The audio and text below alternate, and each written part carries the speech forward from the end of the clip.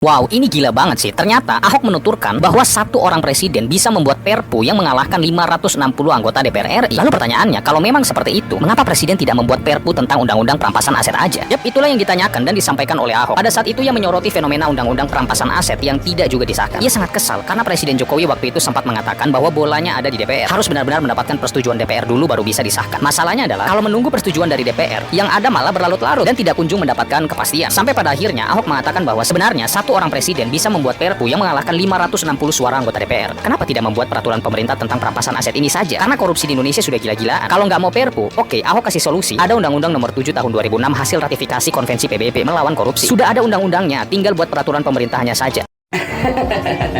Rahayu Saraswati, Wakil Ketua Komisi 7 DPR RI, politisi Gerindra sekaligus keponakan dari Prabowo Subianto, mengatakan anak muda jangan tergantung dari lowongan kerja pemerintah karena dianggap pola pikir seperti itu adalah pola pikir kolonialisme.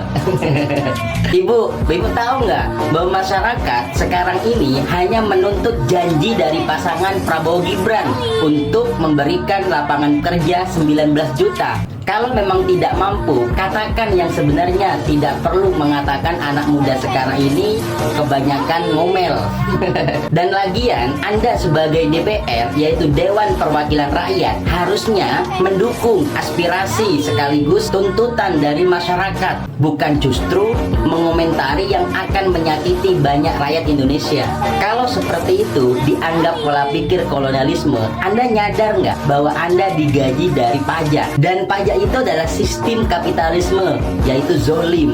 Kalau memang tidak mau mendengarkan suara rakyat, ganti aja, bukan Dewan Perwakilan Rakyat, tapi Dewan Penipu sekaligus perampok rakyat. Ya guys, balik lagi bersama saya tentunya Uki Kelvin. Nah, ini masuk lagi ke segmen ada berita ya. Swedia merupakan negara dengan gaji anggota DPR terendah di dunia ya. Para wakil rakyat di sana sama sekali tidak mendapatkan tunjangan dan fasilitas khusus dari negara ya.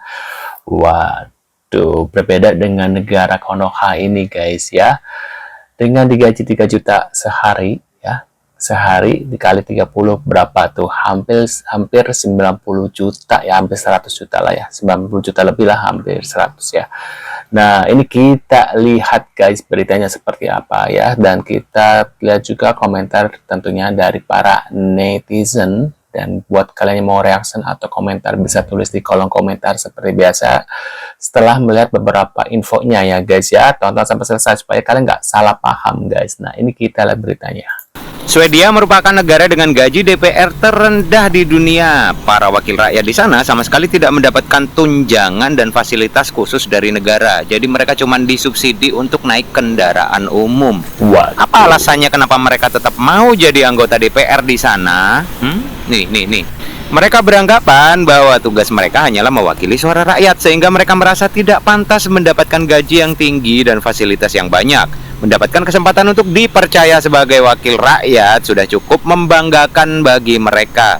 Sementara itu, di sini gaji anggota DPR bisa lebih dari 100 juta per bulan, sehari setara 3 juta. Rakyat yang diwakilin sama mereka ya, golek duit 3 juta wae keser-keser. Nyari duit 3 juta aja 1 bulan loh ya, nggak 1 hari. 3 juta 1 bulan. Udah nangis-nangis, belum lagi dipotong pajak apa macam-macam ya. Apa-apa semakin mahal, apa-apa dipajekin sehingga membuat barang-barang jadi makin mahal juga.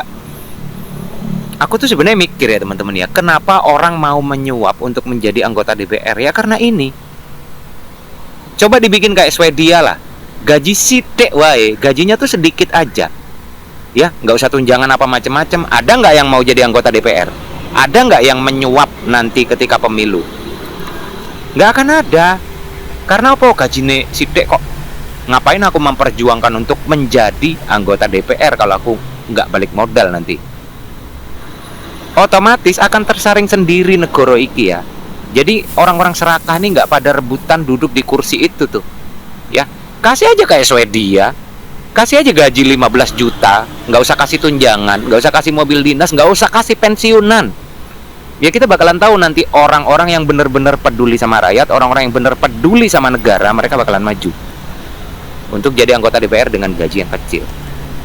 Tapi selama masih kayak gini nih 100 juta per bulan, orang-orang yang serakah bakalan naik, bakalan berjuang, bakalan nyuap, balik modal, jelas balik modal, karena dia sampai mati pun bakalan dapat duit dari negara, dapat pensiunan mereka, anjir. Enak banget ya. Teruntuk Bapak Presiden Prabowo Subianto, maaf Pak, tahun ini saya tidak merayakan hari kemerdekaan. Saya tidak memasang bendera di depan rumah saya. Saya tidak ikuti acara-acara hari kemerdekaan. Saya tidak ikuti upacara. Saya tidak mengikuti selamatan atau menggengan. Saya tidak mengikuti perlombaan. Saya tidak mengikuti acara Agustusan apapun, Pak. Karena saya masih merasa belum merdeka. Saya masih merasa dijajah oleh para pemimpin yang tidak amanah, dijajah oleh korupsi, dijajah oleh penderitaan, dijajah oleh lapangan pekerjaan yang sulit, dijajah oleh kemiskinan. Maaf, mungkin tidak hanya saya yang tidak merayakan hari kemerdekaan, mungkin tidak hanya saya yang merasa belum merdeka. Tidak apa-apa. Bapak di istana melakukan upacara hari kemerdekaan, berjoget-joget ria, bersenang-senang. Tak apa-apa. Tak apa-apa. Itu adalah kebahagiaan untuk Pak Presiden bersama para pejabat negeri ini. Tak apa-apa.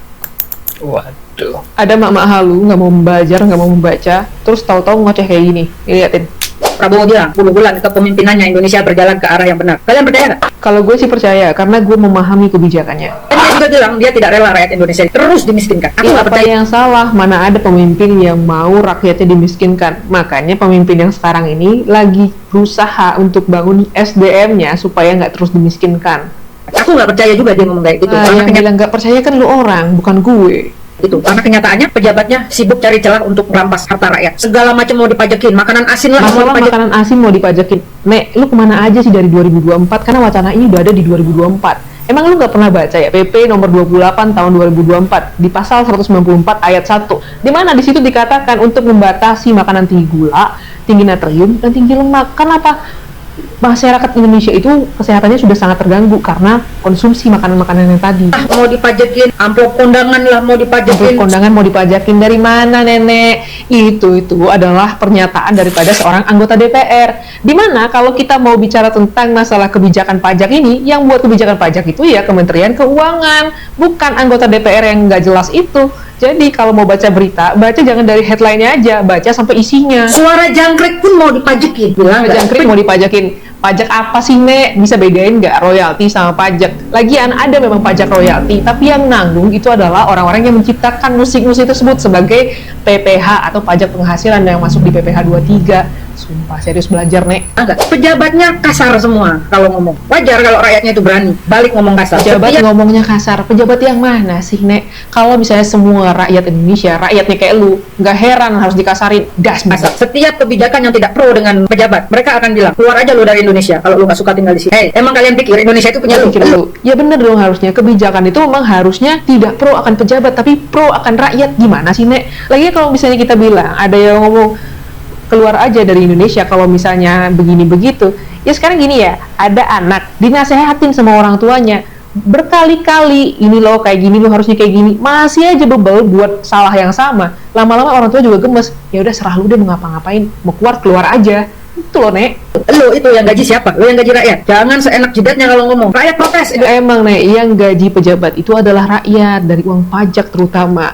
Tapi masalahnya begini, kalau rakyatnya kayak lu semua kritik berdasarkan hoax, lama-lama juga gemes juga gitu loh. Indonesia gelap. Indonesia gelap, iya gelap kalau malam. Dan kalau misalnya rakyatnya itu mah tutup mata semua kayak lu. Gelap, nyari kerja susah. Kabur aja dulu ke luar negeri. Pejabatnya bilang, kabur aja lo kalau perlu nggak usah balik lagi. Dan Cari sekarang kerja susah, iya kalau gengsinya digedein, minim skill tapi nuntut kerjaan perlente, gaji gede. Ya sekarang kalau emang minim akan skill, apa yang lu bisa kerjain, dikerjain aja. Apapun itu pasti akan ngasilin kalau mau usaha. Kalau misalnya gedein gengsi doang ya mimpi aja. Emangnya lu pikir kalau misalnya di negara lain itu akan gampang, ujuk-ujuk ngelamar langsung diterima? Lebih sadis daripada Indonesia, Nek. Lu ngecap panjang bener, Nek. Udah lanjut lagi di part 2. Waduh guys, kalian sepakat dengan Bamba ini?